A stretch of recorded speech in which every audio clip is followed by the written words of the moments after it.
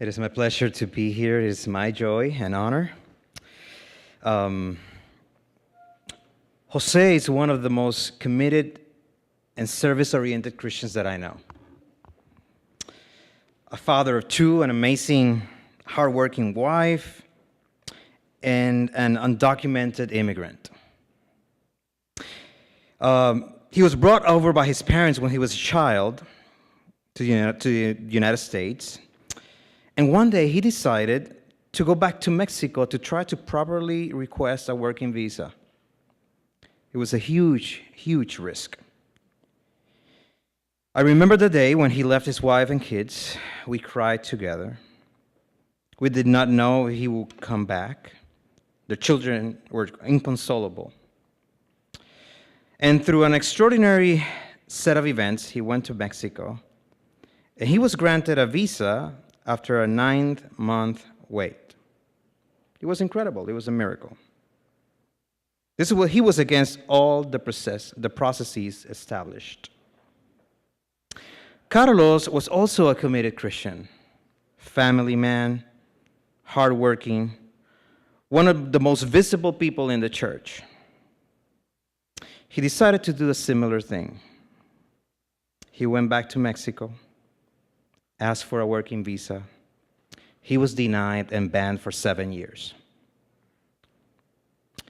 Carlos crossed over again. He needed to be with his wife and his children. I was their pastor in 2006 in a local Alianza Cristiana Misionera here in Long Grove. You see, before all the attention that the media has given to the crisis in the border, we realized that this happened in 2006. The border crisis is deep and historical, and it runs through many decades. The U.S.-Mexican border is a herida abierta, an open wound, where the third world grates against the first and bleeds. These are the words of Mexican-American scholar Gloria Ansaldúa. So if Latin America has its open veins, as Eduardo Galeano once wrote in a famous book, then it might be that in the border, La Frontera, we find a microcosm of our continent's macro reality.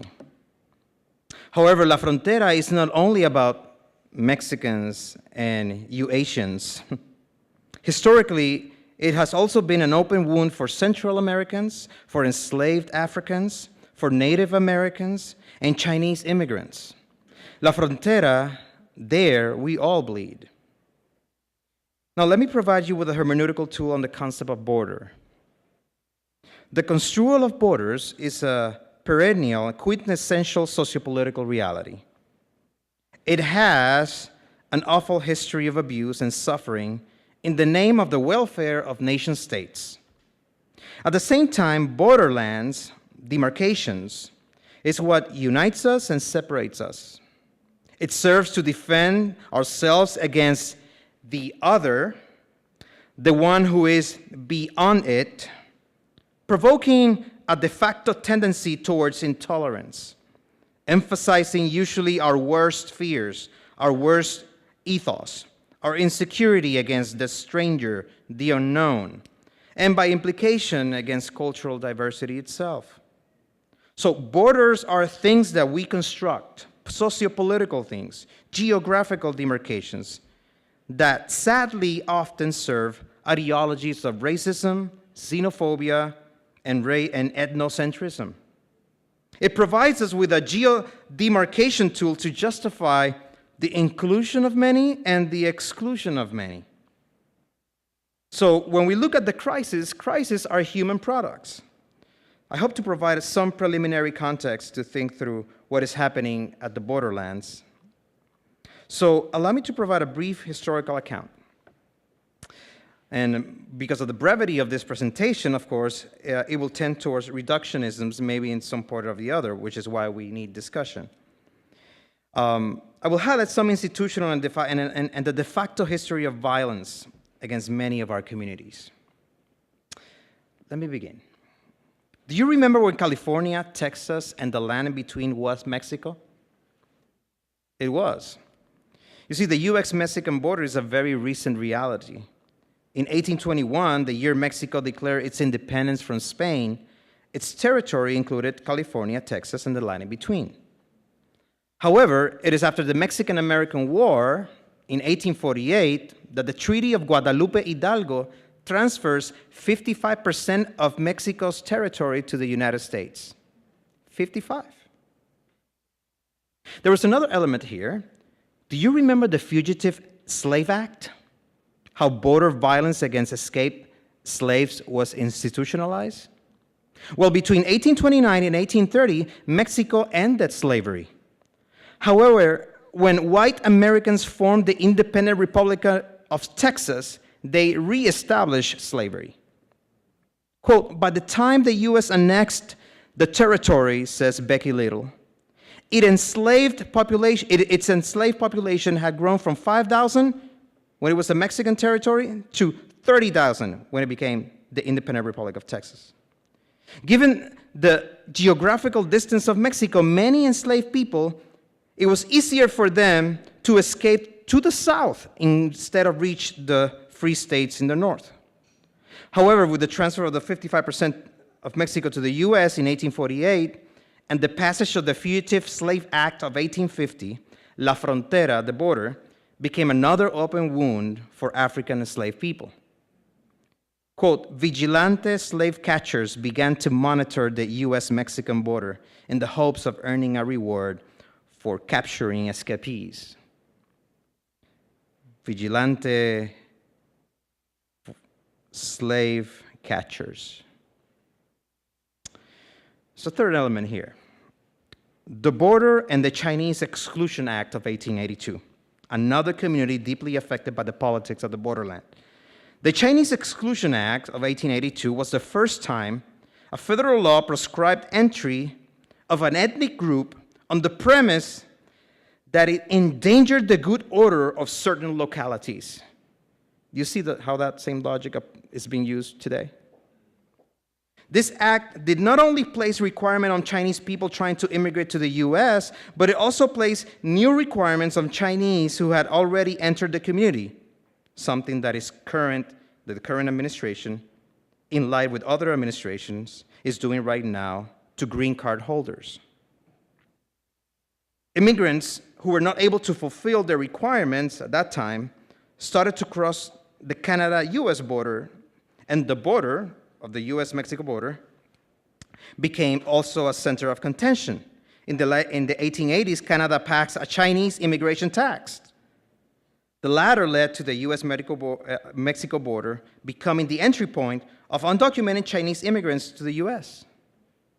As a result, the U.S. government focused on La Frontera as a place, the central place for screening migrants. Of course, it shifted again from some of our Asian Americans at that time to keeping the Mexicans out. It is not until the Mexican Revolution in 1910 that the Mexicans became the focal point of immigration officers and vigilantes at the border. At the first concern was to keep the conflict out of the U.S. But when the people of Mexico started to flee to the north in an attempt to find safety, militias started to form to keep them out, including the Texas Rangers, who were particularly violent against indigenous Mexicans and Mexican Americans who were living already there in that territory for multiple generations. In 1924, the U.S. established the Border Patrol, a federally armed force. And in March 2003, you have a modern iteration, the ICE force. It came to being as part of the Homeland Security Act, which has an annual budget of more than $10 billion. So there is a crisis in the borderlands today. Indeed, there is. Consider asylum seekers. Yes, there is a crisis. Is the crisis due to an increased number of undocumented immigrants? No. No. In fact, undocumented entries at this point are at an all-time low. It has been like this for the last 20, 30, 40 years. There is no mass entry of migrants from Mexico seeking work either. neither a mass entry of criminals. So who is arriving then? Small number families from Central America seeking to escape the kind of frightful circumstances caused in part by the U.S. military interventions in the region during the 1980s. You remember the dictatorial regimes who were backed by the CIA? How many families and children are apprehended? Only this year, more than 58,000 family units from El Salvador, Honduras, Guatemala, and Mexico have been apprehended at the U.S. border. So it seems to me that the crisis is not per se a crisis of illegal mass immigration, nor a mass intrusion of those others who are criminals or gangbangers. Of course, any country will have some kind of problems with criminals trying to cross borders, and with gangbangers trying to cross borders, or with people trafficking human beings, for example. Any borderland, there is a measure of those. But this is not what has constituted the crisis of the past 10 years. I will argue that this is a crisis of human rights, exacerbated in the last 4 years.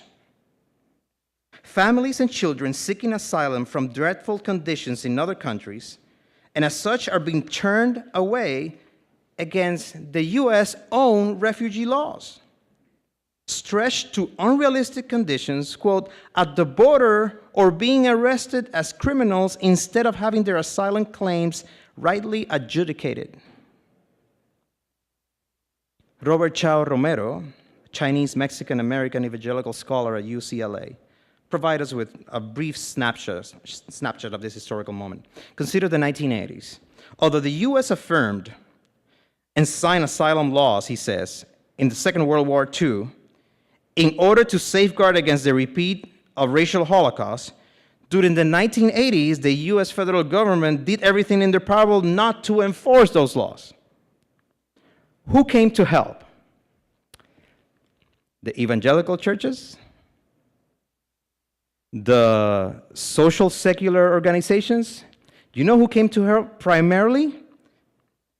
An association of churches, synagogues, related to the sanctuary movement in a case that was titled The American Baptist Churches versus Thornburg. They went to court and they won, so that the administration had to review de novo 500,000 applications for green cards. And several years later, those green cards and asylum applicants were granted as part of what was called the Nicaraguan and Central American Relief Act. The churches mobilized. Churches. There's a second element here. Immigrant family separations. This is a consequent issue tied to the former.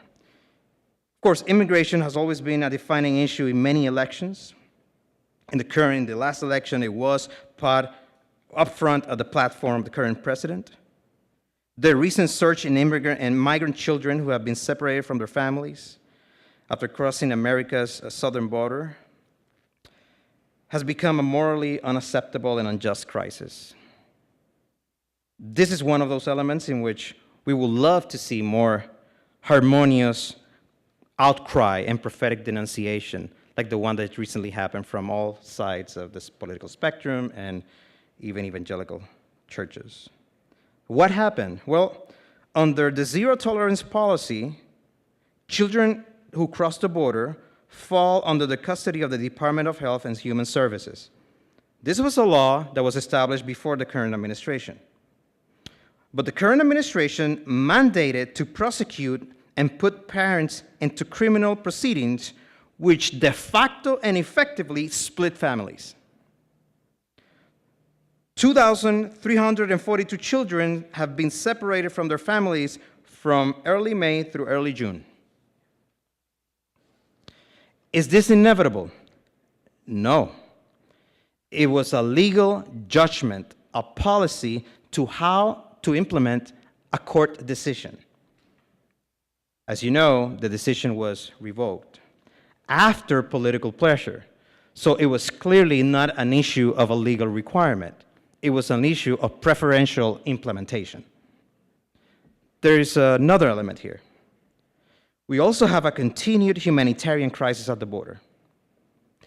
Another phase of this issue is the fact that hundreds of unauthorized migrants, and these are the ones that we find, face death each year along the border, even as migration from Mexico has decreased considerably. What contributes to this? Well, we have an extensive history of migration of many areas of Mexico. We have many economic reforms that were done in the 1990s that effectively displaced hundreds of thousands of campesinos looking for jobs in other places. We have the heavily militarization and police enforcement initially started in the 1990s that effectively also pushed migrants to the remote, most hottest and dry regions of the desert borderlands. And the demand also for immigrant labor in the United States is a structural necessity of how businesses are built. So, Christian activists, borderlands. Roberto Chao again suggests this term to refer to the many Latino millennials who care about the gospel and about justice, and they feel that they occupy this Christian activist borderland. This is a place where they feel out of place because their concerns for social justice are rejected by the conservative side. And when they go to the other side, their commitment to the Christian faith is rejected by the liberal side. So us, and you don't have to be a Latino in order to feel this, people who live in the activist borderlands of wanting the justice of God at all levels of society seen, because we are just human beings who want flourishment for everybody, we find ourselves attacked from one side that we are somehow too concerned with the politicization of stuff, and from the other side, wait a minute, doesn't your faith require you to be part of the status quo and the discourse who promotes ethnocentrism and racism and classism and xenophobia? We must accept this, that in La Frontera we find sacred memories of many people from different cultures and even Christians from different theological traditions who have given their lives in love, in hospitality for their neighbors, standing against so many systematic injustices that they face. But we also find this day memories of evil doings, the echoes from the manifest destiny of the United States, Jim Crow, segregation, Operation Wetback. We're faced to either validate a Christianity that has a virulent history and looking for passages in Scripture that justify the platform of one political party or the other, or to find a place where we can exercise what I call prophetic independence in the work of justice-making and reconciliation efforts. So, historically, we want to be Christians who do not harbor any classist, racist, or sexist views, that do not repeat the oppressions of the world, and that put orthodoxy, sound doctrine, and orthopraxis in a sacrificial mode of serving others, even at the risk of losing our lives. Because after all, isn't that the greatest act of love?